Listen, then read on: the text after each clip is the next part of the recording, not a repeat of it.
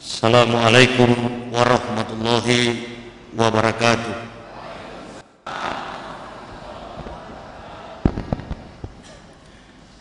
Bismillahirrahmanirrahim.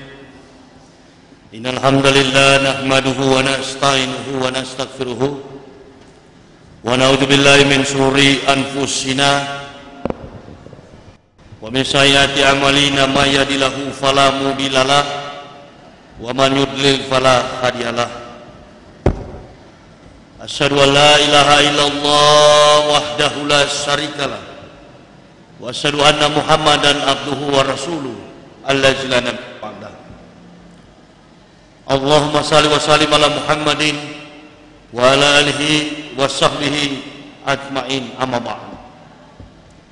Fa ya ibadallah ittaqullah haqqa tuqatih wa la tamutunna illa wa antum muslimun.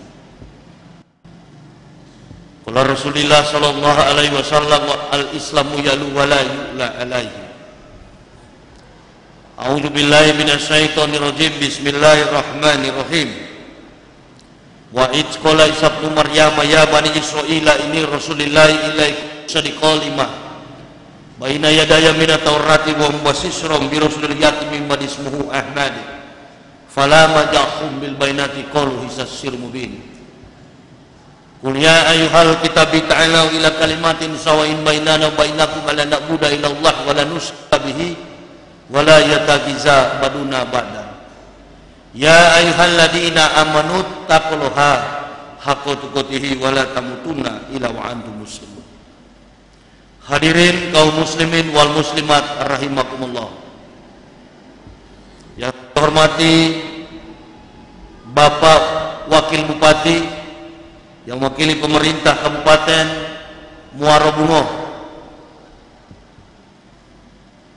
Provinsi Jambi, yang saya hormati Ketua Majelis Ulama Indonesia Kabupaten Bungo, yang saya hormati Bapak Kapolres Kabupaten Muara Bungo, yang saya hormati dan yang saya cintai warga masyarakat kaum muslim wal muslimat rahimakumullah. Marilah bersama-sama kita memanjatkan puja-puji dan syukur kehadirat Allah Subhanahu wa taala oleh karena nikmat dan ridho daripada Allah sehingga kita boleh bersama-sama berkumpul di tempat yang mulia ini, di masjid ini. Tidak lain dan tidak bukan adalah niat kita untuk memantapkan komitmen hidup, iman dan ketakwaan kita kepada Allah Subhanahu wa taala. Rasulullah sallallahu alaihi wasallam pernah bersabda sebagaimana yang dikisahkan dan diriwayatkan sekaligus oleh Ibnu Abbas, barang siapa yang meringankan langkah kakinya menuju majelis ilmu, maka Allah Subhanahu wa taala akan meringankan langkah kakinya menuju surga. Semoga kita dari rumah kita telah berniat tidak lain adalah untuk mencari ilmu. Saya yakin dan sangat saya percaya bahwa dengan ilmu manusia akan diberkahi baik secara jasmania maupun ruhania, dan dengan ilmu juga manusia akan mendapatkan surga. Insya Allah niat perjuangan kita untuk hadir semata-mata hanya jannatin na'im, surga yang penuh kenikmatan.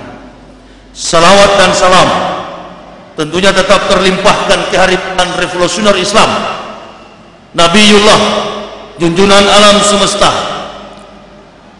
manusia terbaik yang menduduki ranking pertama by the 100 good men in the world, sebagai orang terbaik dari seluruh manusia terbaik di dunia, yang telah diakui telah memberikan sumbangsi yang sangat besar bagi perkembangan iptek, ilmu pengetahuan dan teknologi, yang telah kita nikmati dan rasakan di dalam segala aspek dan realita hidup di dalam peradaban dunia dan manusia. Nah, yang telah hadir pada abad yang ke-7 dan telah membuktikan telah menyempurnakan 3 agama besar di dunia, Yudaisme, Kristen dan Islam. Nabi yang menjadi tolak ukur dalam hal positif, mengandung karakter-karakter manusia sejati, baginda Rasulullah Muhammad sallallahu alaihi wasallam. Saya pada kesempatan ini ingin memperkenalkan terlebih dahulu, mengingat waktu kita tentunya amat sangat sempit.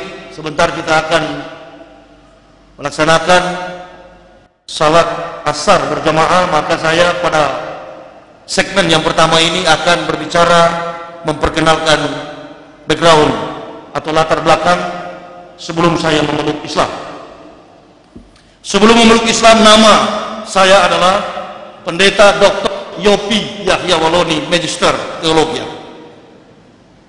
Saya bertugas kurang lebih 16 tahun sebagai pendeta di Gereja Kristen Indonesia di tanah Papua.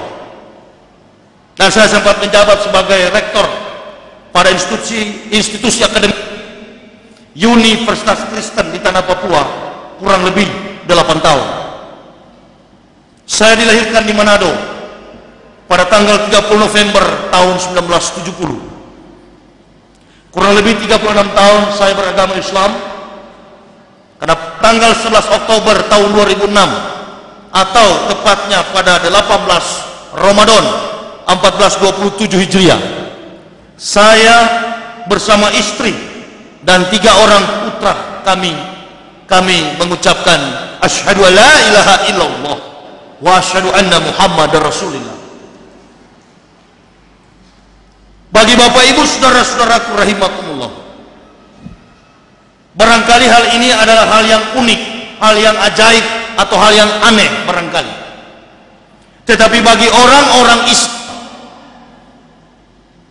kaum muslimin wal muslimat yang rajin dan tahu tentang isi Al-Quran, jadi tidak hanya menjadikan Islam sebagai agama saja, tetapi menjadikan Islam sebagai tolok ukur, sebagai kekuatan dalam aspek kehidupan dunia dan untuk mencapai kehidupan akhirat. Saya yakin dia tidak akan heran bila melihat perkara yang tengah berlangsung di mana pendeta masuk Islam dan kemudian ada juga yang murtad dari Islam pindah ke agama lain.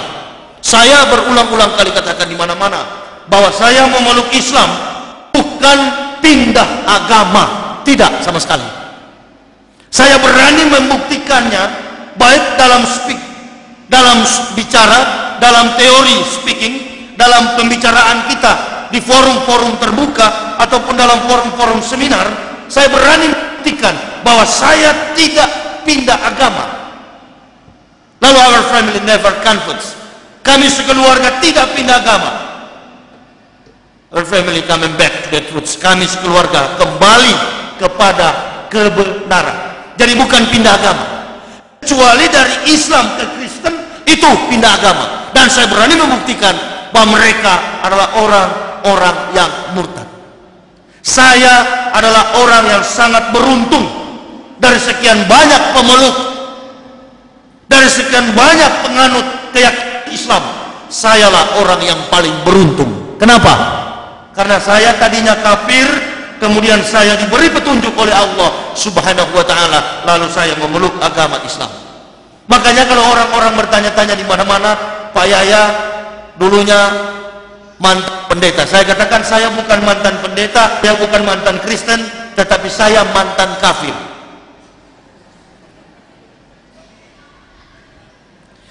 Nah, lalu karena ada hukum Islam diturunkan dalam bentuk yang telah diatur melalui logika dan asumsi manusia, maka ketika Islam ada di dunia, dia mengikuti jalur daripada sistem dalam sebuah negara.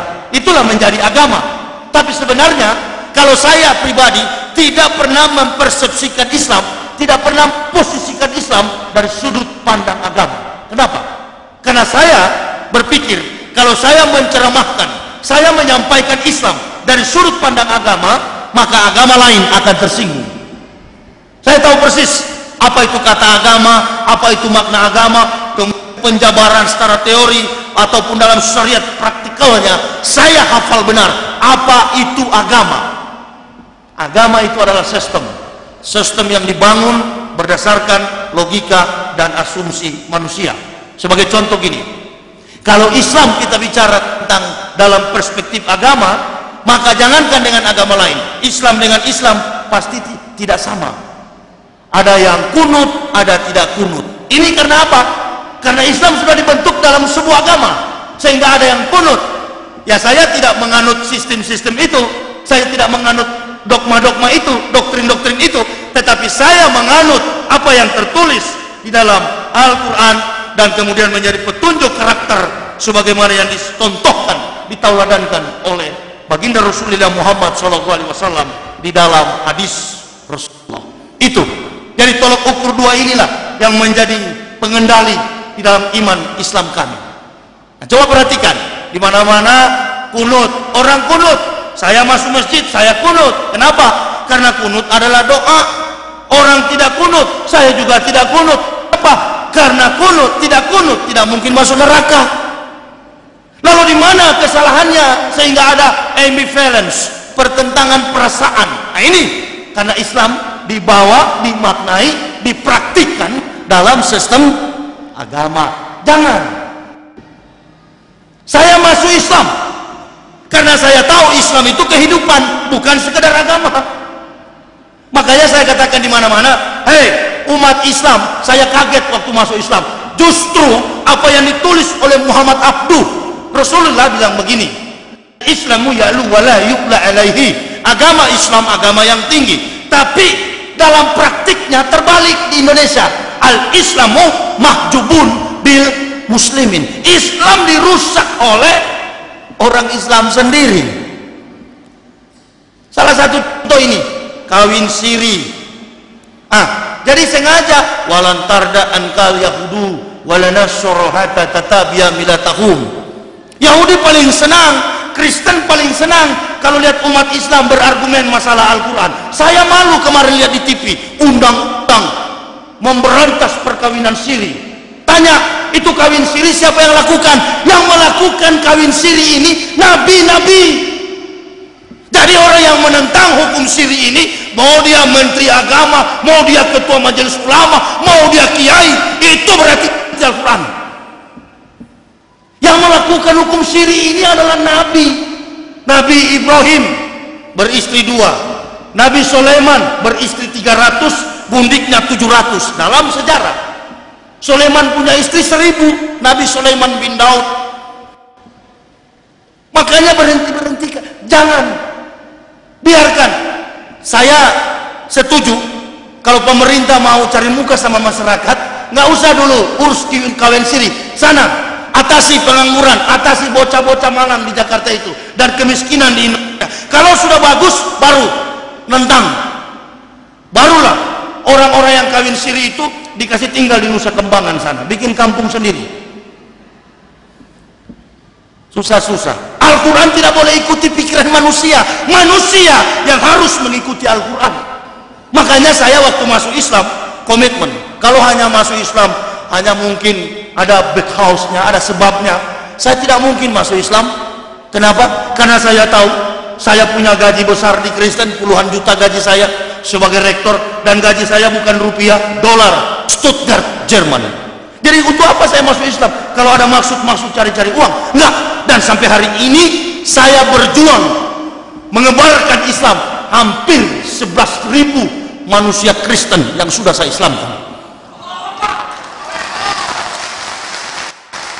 termasuk keluarga-keluarga saya, termasuk orang tua saya. Kenapa? Karena saya tidak hanya bicara tentang Islam, ada bukti. Nah, sementara penceramah-penceramah kita yang muda-muda tidak mau jalan untuk mengabarkan Islam.